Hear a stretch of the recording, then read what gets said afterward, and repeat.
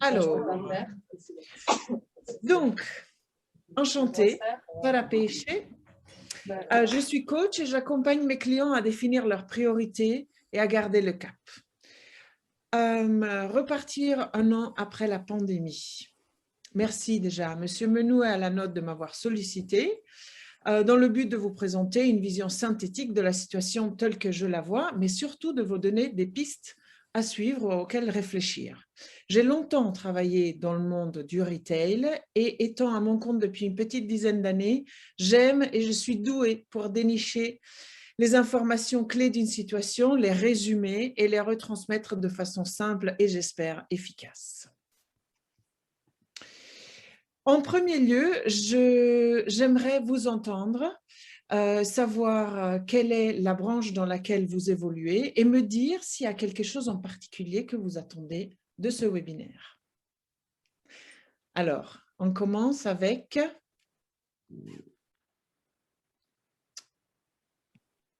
Qui veut se lancer? Bonjour, pardon, je viens juste de reprendre le groupe. Ah, bonjour, Cécilia. On vient de commencer, je viens de me présenter. Pardon, je suis un peu en retard. Il n'y a pas de problème. Est-ce que tu veux te présenter? Oui, avec plaisir. Et me dire dans quelle branche tu évolues et si tu attends quelque chose de particulier du webinaire. Donc, je m'appelle Cécilia Renaud, je suis dans la région de Toulouse et je travaille dans le monde du vin depuis une vingtaine d'années. Et l'idée, c'est de monter un genre de wine shop sur le web, en pouvant offrir plein de conseils, des recettes de cuisine, etc., variées avec ce genre de panier que je voudrais mettre en avant. Et l'idée, c'est comme tout ça, c'est pas mon métier. Moi, je suis vraiment très, très terrienne et l'idée de ce que j'attends de ce webinaire, c'est peut-être de pouvoir m'apporter certaines informations qui pourraient m'aider à voir plus clair et à me prendre par la main pour je dirais, m'aider à avancer dans des démarches innovantes que je ne connais pas. On va voir si on trouve quelques bonnes astuces, certainement. La prochaine?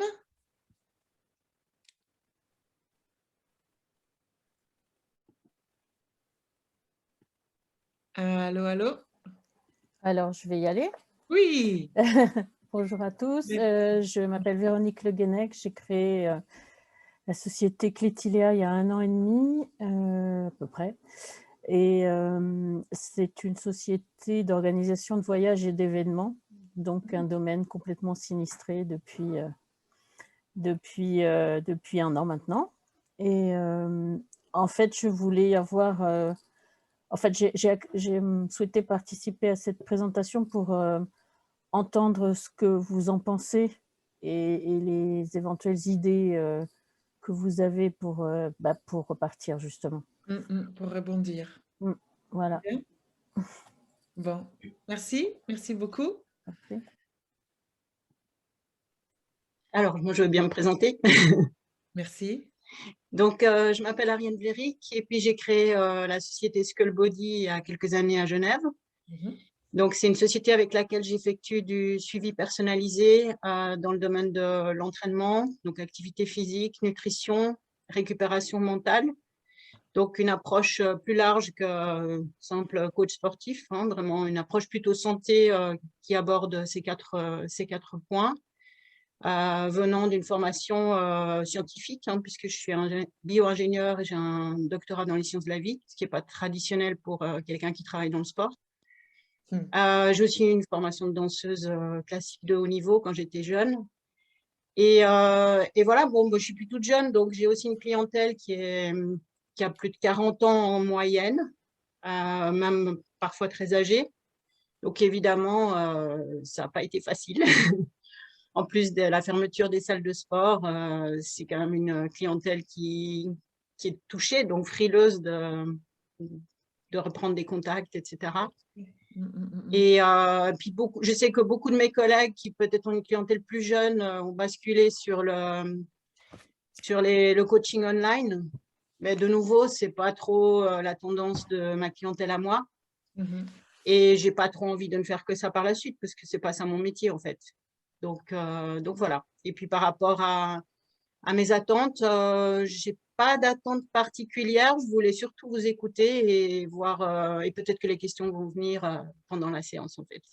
Ok. Voilà. Merci beaucoup. Merci à vous. Merci.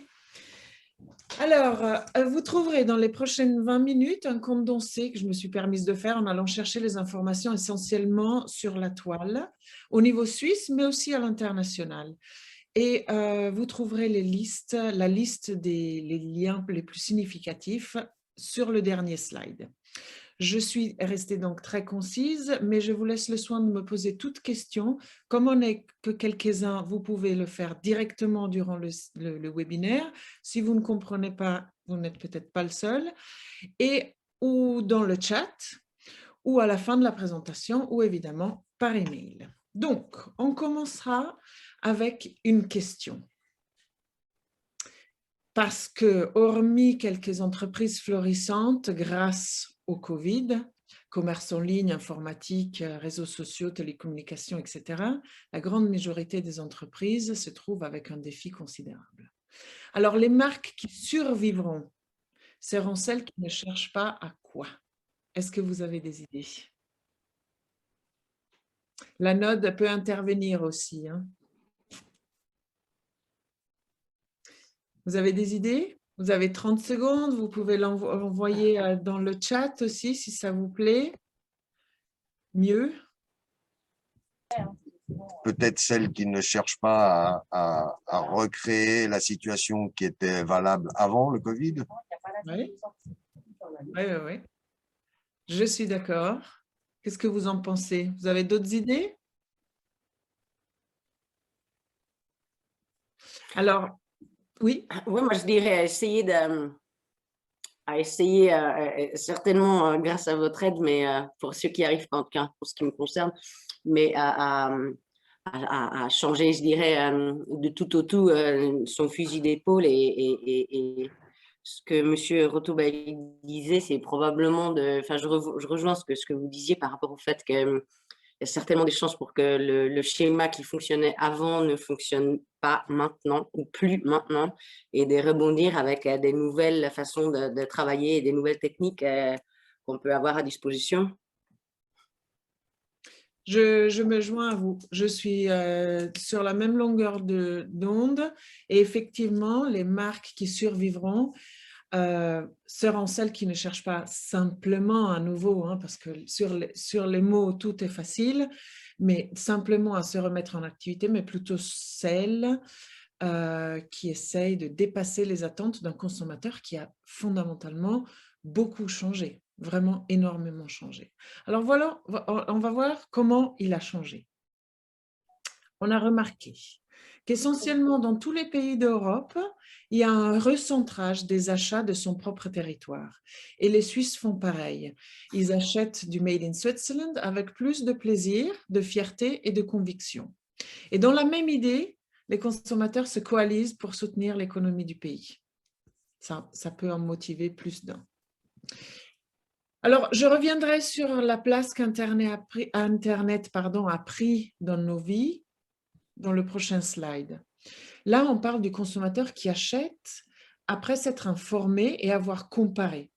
Qu'est-ce que ça signifie? Ça signifie simplement que, quel que soit le type de consommateur que vous ciblez, full web, full store ou quoi que ce soit, votre client a accès à Internet et que la recherche sur Internet, avant, pendant ou après l'achat, se fait dans tous les secteurs. Aujourd'hui, il n'y a plus de secteur qui échappe à cette règle.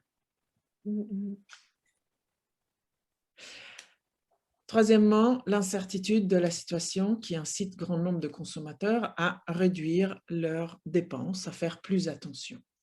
Et enfin, on a remarqué qu'un achat responsable, avec lequel le consommateur met fin au gaspillage pour préserver les ressources, les siennes, celles de la planète, celles de la communauté, peu importe, mais fait attention aux ressources, ou grâce auquel le consommateur s'assure que la chaîne logistique derrière un produit est saine, alors en poupe.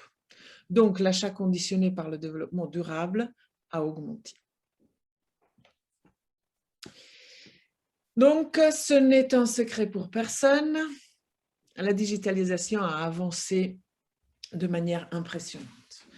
La pandémie a créé des changements en termes d'équilibre, de distribution, changements dans le monde de l'immobilier, parce qu'on se déplace 1000 fois moins, de l'export, du tourisme. Vous en êtes témoin. Oui? Non. Les changements dans le mode et le monde du travail, mais aussi en termes de qualité et quantité. Il y a eu un chamboulement général. Et en parallèle, qu'est-ce qu'on observe? Un stress psychologique, surtout chez les personnes seules, bien entendu, enfin souvent, et pas que malheureusement, et qu'une bonne partie de la population essaye ou a pris goût au fait de ne pas courir dans tous les sens et de ce fait de prendre le temps, de faire du mouvement et d'y récupérer des valeurs plus saines, plus basiques, plus profondes. Acheter donc consciencieusement et rester avec les siens et sa communauté. Vous avez des questions? Non, bonjour à tout le monde. Je voulais juste ajouter, en fait, oui, c'est exactement avec ces points-là que vous avez cités que moi j'ai pu survivre ou vivre avec pas trop de pertes. Bon, quand même, hein, bien 25%. Avec ma boutique, j'ai une boutique, enfin aujourd'hui ça s'appelle Concept Store, mais justement on travaillait quand même avec un lien très proche de la clientèle. Et puis, justement, c'est ce que j'ai remarqué, que les gens sont devenus beaucoup plus solidaires. Il y a exactement ce retour à des valeurs locales, branchées, et puis de tout savoir. Et puis, comme j'ai au fond toujours un peu fonctionné avec ce style-là, donc ça m'a énormément aidé déjà à garder une clientèle qu'ils ont passé devant ma vitrine souvent. Et puis, comme j'étais quand même dans le magasin, j'ai pu faire un click and collect direct en tapant sur la vitre, c'était le clic. Et en vendant, on l'emportait directement à la porte. Donc, en fait, tout ce que vous dites, ouais, ben, c'est tout à fait ça. Et j'ajouterais peut-être même encore la solidarité et puis que dans le temps, on ne pourrait plus fonctionner comme boutique en individuel. Je crois qu'il faut rajouter absolument un fonctionnement au niveau de l'organisation qui est déjà beaucoup plus associatif et ouais, c'est peut-être ça le mot associatif. Moi, le côté individuel, c'est plus ou moins fini. Ça, c'est même plus possible, je veux dire, financièrement, de le faire tout seul. Il faut travailler dans le temps, vraiment sur une base associative. Puis moi, personnellement, j'œuvre aussi dans cette idée-là de changer complètement le concept de ma boutique. Ça sera après, voilà, je ne sais pas encore, mais je vais dans cette direction. Voilà, merci. Merci à vous, merci à vous. Alors effectivement, je pense que ça dépend du domaine dans lequel on évolue. Oui, c'est clair. Ouais. C'est sûr, mais chouette, merci beaucoup. Donc, au tout début de ce webinaire, on s'est présenté chacun. Est-ce que vous voulez peut-être le faire avec 2 mots? Donc, on a compris que vous avez une boutique. Oui. Quel est votre nom ou prénom? Alors, moi-même, je m'appelle Brigitte Blunchi et ma boutique s'appelle Ogela, qui est à Plein Palais, à la rue Les Chaux. Donc, je travaille surtout avec des bijoux, argent, pierre, et je fais la création quasiment de tous mes propres bijoux. Bon, j'achète aussi, j'ai des créateurs locaux. Et puis, j'ai aussi des habits, mais c'est tout dans un style un peu, disons, très coloré, ethno. Ça rappelle toujours un peu les vacances. C'est lié à mes propres voyages. Donc, c'est quand même un créneau assez personnel. Merci, merci beaucoup Brigitte, merci. Et encore un monsieur qui s'est rajouté à nous. Est-ce qu'il veut se manifester?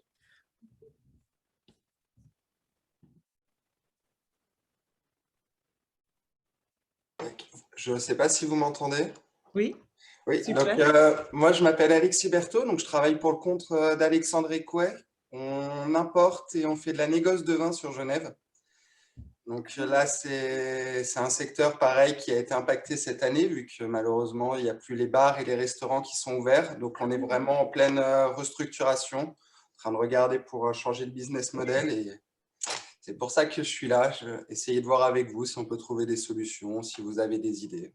Oui, Voilà. merci. Merci infiniment. Donc, vous avez vu qu'il y a Cécilia aussi qui est dans le vin. Hein? Oui, oui, on a vu. Oui, bonjour, je suis désolée, j'ai ma caméra qui ne fonctionne pas, bien évidemment. Mais non, je suis là, je vous entends. Bonjour. Bonjour. Bien, alors merci infiniment. On va aller du côté des décideurs et de ce que j'ai pu remarquer. Donc, nous sommes tous consommateurs et on a un certain nombre de critères généraux que les entreprises, les marques ou les magasins se doivent de respecter. Donc, en tant que consommateurs, nous devons nous sentir en sécurité, d'une part physiquement, c'est-à-dire la propreté, l'apport du masque en ce moment, les toilettes, enfin tout doit être vraiment propre. Mais aussi derrière une conférence Zoom ou un achat par carte de crédit, parce qu'il faut pouvoir montrer que les données du consommateur sont respectées ou en sécurité. C'est une question de confiance qu'on a avec le consommateur. Ensuite, depuis le temps qu'une partie de la population en parle, voici que cette pandémie nous a donné les outils pour faire plus attention à ce qu'on achète. On l'a vu tout à l'heure, tout ce qui touche aux produits que l'on achète est potentiellement mis sous la loupe. Le consommateur cherche donc ces informations. Troisièmement, les consommateurs sont devenus des pros de la digitalisation et souhaitent l'expérience en plus de l'achat, c'est-à-dire qu'ils recherchent le passage de la toile vers le physique de façon fluide, efficace et souriante, bien entendu. Donc, un joli challenge pour les commerçants, les marques et les entreprises. Pour les plus jeunes, ceux de la génération Z, mais sincèrement, je trouve que de plus en plus de monde, même avec un âge un petit peu moins jeune,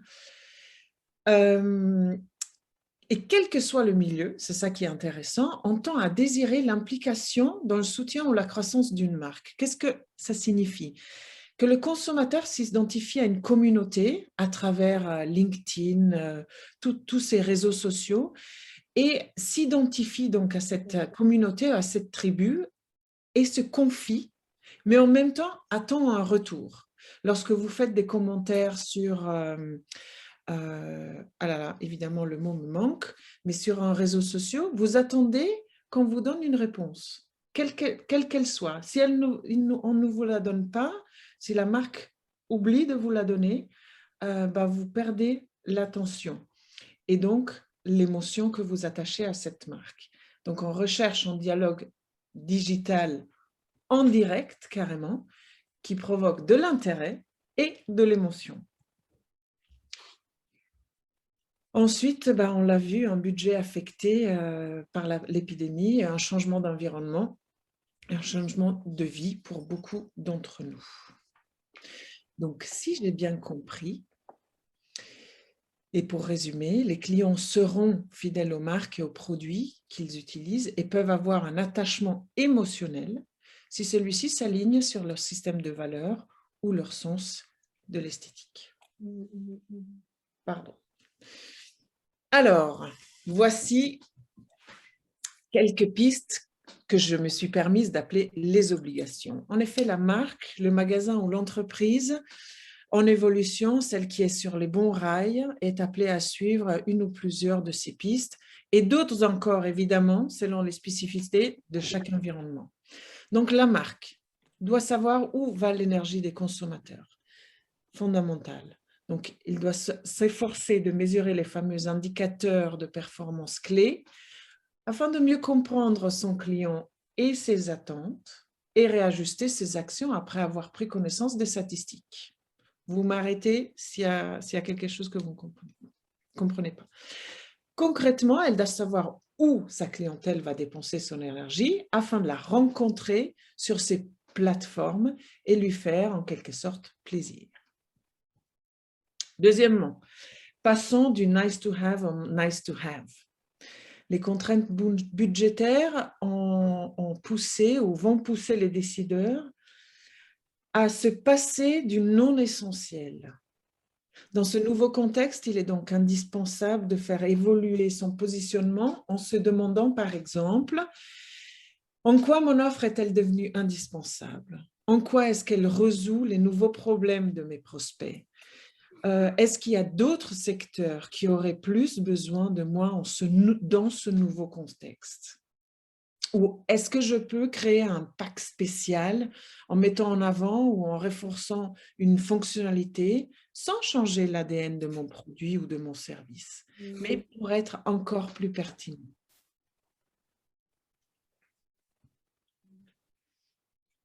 Donc, on doit se positionner en must-have, c'est-à-dire en indispensable, pour ne pas être supprimé de notre liste de fournisseurs et mieux, d'y être ajouté.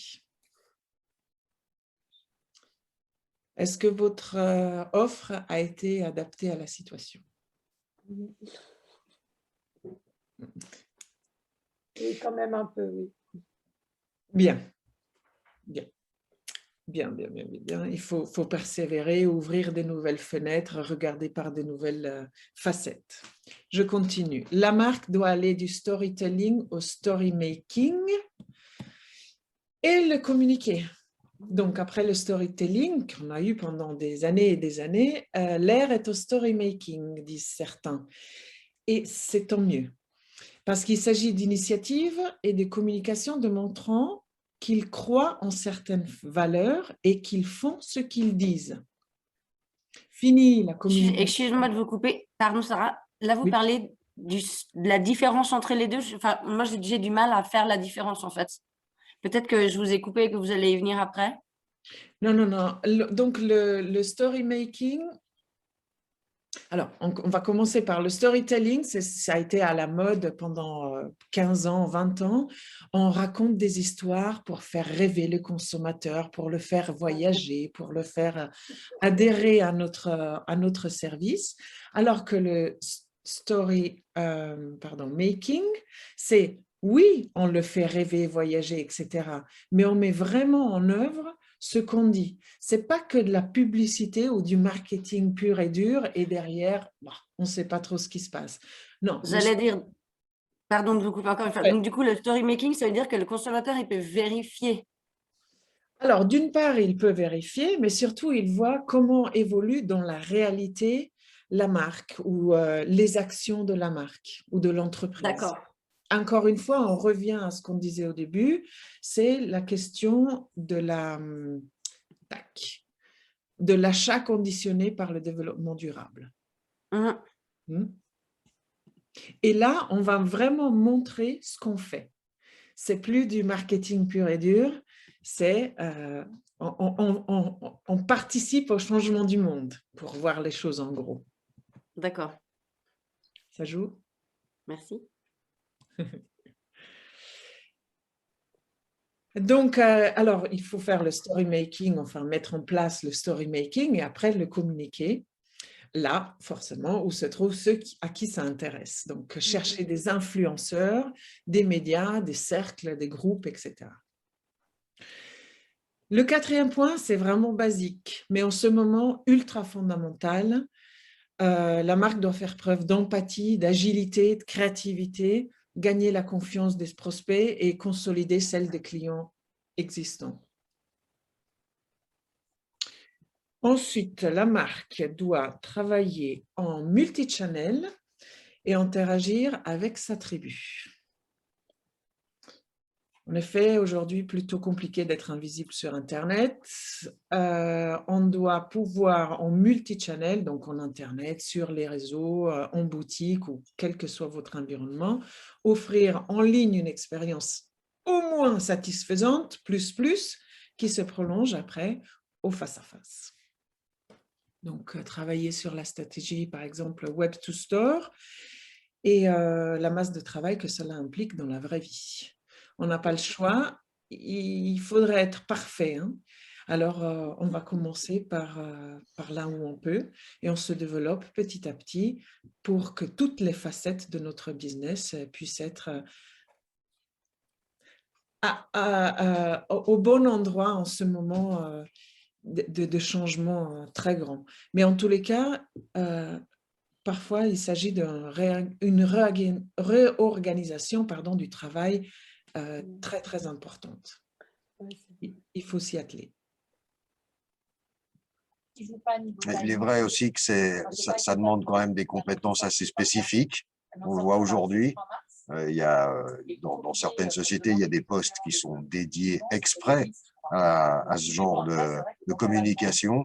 Et l'avantage pour les structures plus petites, c'est d'avoir accès à toutes sortes de conseillers ou de personnes qui peuvent accompagner les entrepreneurs dans la réalisation de ces projets.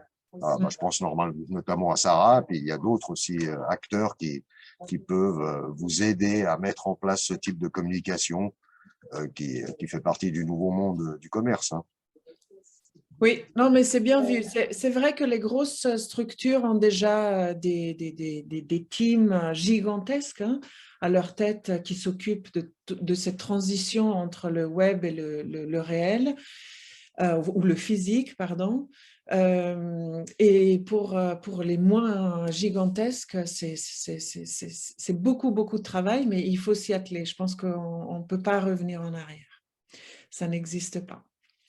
Donc, oui, rajouter, et, oui? pas de se laisser tomber par les web designers. Hein, c'est parce que c'est déjà 2 fois ça m'est arrivé. J'ai commencé l'année passée, je vais refaire tout mon site, le mettre de WordPress en Shopify pour être plus interactif et tout. Voilà. Ils ont fait la moitié et puis plus de nouvelles, plus aucun contact. Et c'est la 2e fois que ça m'arrive. Donc, voilà. Il faut aussi tomber sur les bonnes personnes, sur les bons web designers et puis qui vont jusqu'au bout. Et puis, c'est pas facile non plus, justement. Quand on est une toute petite structure, parce qu'on a un budget qui est quand même hyper restreint, hein, si je veux dire. Et puis, voilà, d'un coup, ça les intéresse plus, ils laissent tomber. En revanche, dans l'absolu, c'est vrai qu'il vaut mieux aller chercher un professionnel qui va peut-être trouver une solution moins prestigieuse ou qu'on peut faire à niveau pour avoir un budget contrôlé ou petit ou sans être désobligeante. Hein. Mais plutôt que trouver quelqu'un qui fait ça… Ah non, c'était des sociétés établies. Hein. Non, c'est une petite société, mais déjà établie. Hein. Oui, mais bon, voilà. C'est juste une petite expérience. C'est pas toujours facile de trouver justement la bonne structure, la bonne personne quand on est petit. Bon. Merci. Donc, en gros, le défi est de construire un dialogue digital en direct, provoquant intérêt et émotion. Ensuite, la marque se doit d'augmenter la valeur de ses employés. Je me permets de soulever ce point qui mérite d'être pris au sérieux pour avancer, progresser et se retrouver gagnant dans cette configuration. Justement, en question de budget, on va couper plein de choses, dont les formations, l'accompagnement de personnel. Eh bien, ce n'est pas le moment. On l'a vu en revue, la pandémie a apporté des changements significatifs dans notre façon de travailler et c'est donc le moment idéal de soutenir tous ceux qui travaillent avec nous dans le but de créer non seulement des clients fidèles et attachés, mais aussi des collaborateurs qui, on le sait, sont nos ambassadeurs. On l'a vu quelques lignes plus haut avec le story making et les valeurs de la marque ou de l'entreprise. On peut aussi mettre en avant ce qu'on appelle les héros silencieux, faire des concours dans le but de rester positif ou les accompagner dans leur carrière, leurs difficultés ou souhaits. Dans l'absolu, les marques doivent transmettre des émotions positives tout au long du voyage de vente. Voilà, j'en terminerai comme ça. Les marques qui survivront seront celles qui suivront un parcours vers 2030, parce qu'on essaye de regarder un petit peu plus loin, si possible, de notre nez. Donc, ça nous permet de voler avec des ailes un peu plus costaudes.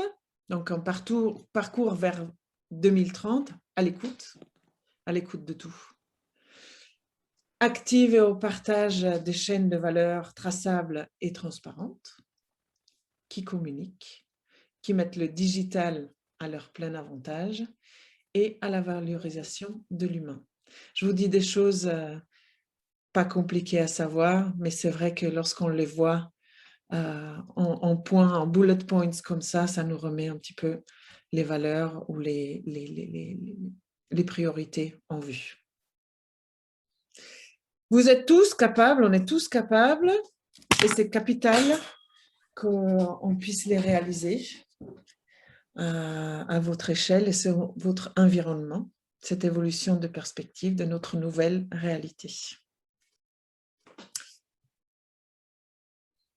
Est-ce que vous avez des questions, des commentaires?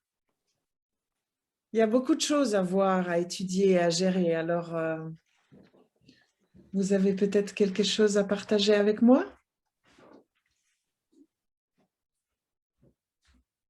Non? Bon, alors, parce que le coaching, vous le connaissez, hein? Pardon, Ariane, vous savez que le coaching peut être extrêmement efficace pour aller justement dans arriver à nos buts.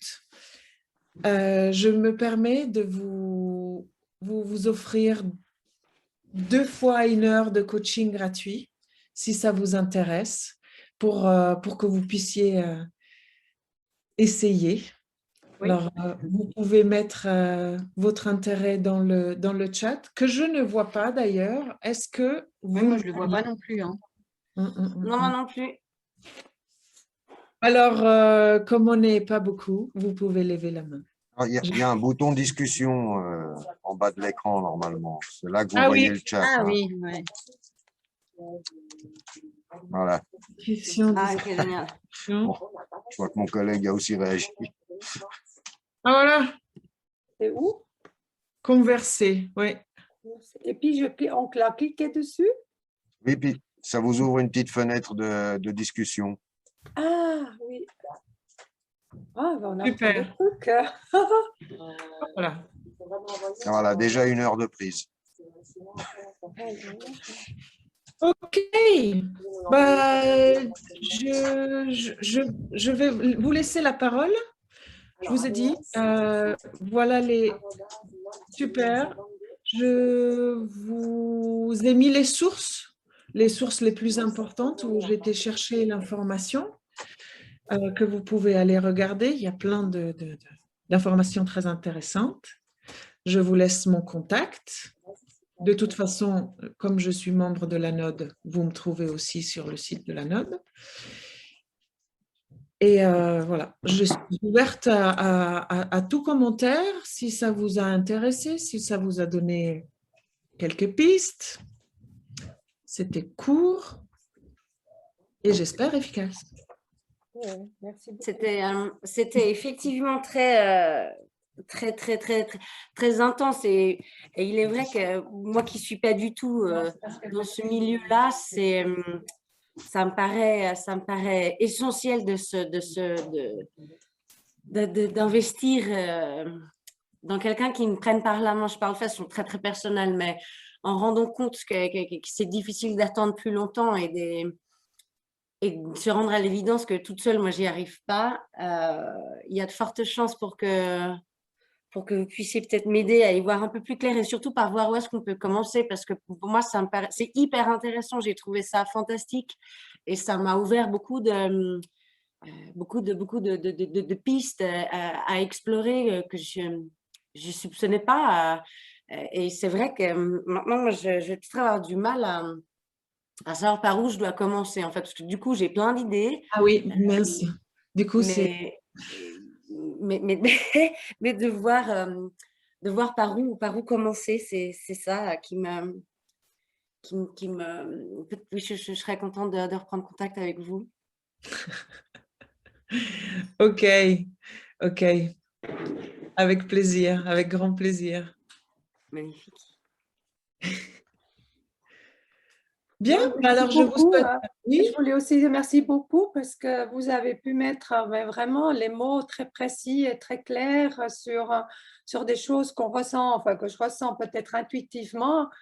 Je fonctionne beaucoup à l'intuition Et puis là, j'ai tous les mots et je suis plus dans la conscience en fait de ce que je fais et ce que je devrais faire ou le chemin à prendre que je ressens, voilà, un peu intuitivement, mais voilà, là, ça a bien éclairci en fait.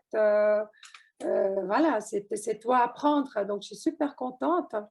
Merci. Et moi, il y a une chose, au fond aussi, je cherche quelqu'un pour me donner des cours sur Shopify, puisque voilà, comme c'est là où j'ai été lâchée en mi-chemin, et je dois continuer avec mon site, il existe plus ou moins, mais j'ai besoin, et puis le but c'était que je puisse, moi, après, alimenter Bien sûr. le site, et puis de le faire moi-même, mais voilà, donc j'ai besoin de quelqu'un qui peut justement me donner quelques cours pour pouvoir gérer ce Shopify, mon site sur Shopify.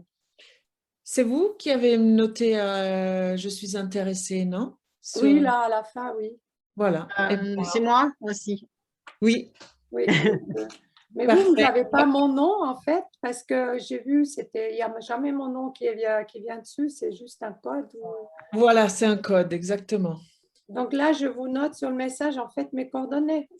Alors, vous pouvez le faire en message privé, donc peut-être pas à tout le monde, mais que à Sarah Péché ou à Sarah, je ne sais pas Sinon, exactement. je pourrais donner vos coordonnées, Madame Blunchi, hein. Je pourrais donner vos d'accord. coordonnées à Sarah et puis elle vous D'accord. contactera, il n'y a pas de souci. Ok, super, oui, merci beaucoup. Ouais, ouais. Donc, on peut aller de l'avant. Vous verrez, on arrive à déblayer pas mal de choses en 1 heure de coaching. Ouais, je pense que c'était très intensif comme vous avez présenté ça, et très Oui. clair et lucide. Donc, je trouve ça très bien. Ouais. Déjà, juste de me mettre sur Zoom, je n'avais pas Zoom, je n'ai jamais fait, de le trouver. Bon, j'ai mis une demi-heure pour vraiment être dessus. Donc, c'est déjà un premier point, j'ai déjà une petite victoire hein, sur ce chemin-là, en fait. Donc, c'est bien. Alexis, vous avez des commentaires? Non, déjà, merci pour cette présentation qui était courte, intense, nous a donné des idées, surtout confortées dans nos idées. Donc, oui, merci pour tout, merci pour cet échange. Avec plaisir, avec plaisir. Et tout de bon pour la continuation?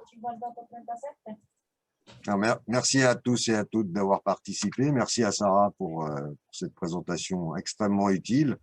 C'est vrai tu as parlé beaucoup de vérités, mais qui sont quand même bonnes à rappeler. Et puis surtout, il y a une mise en œuvre derrière ces quelques phrases, et puis une remise en question aussi de chacun et de sa manière de fonctionner.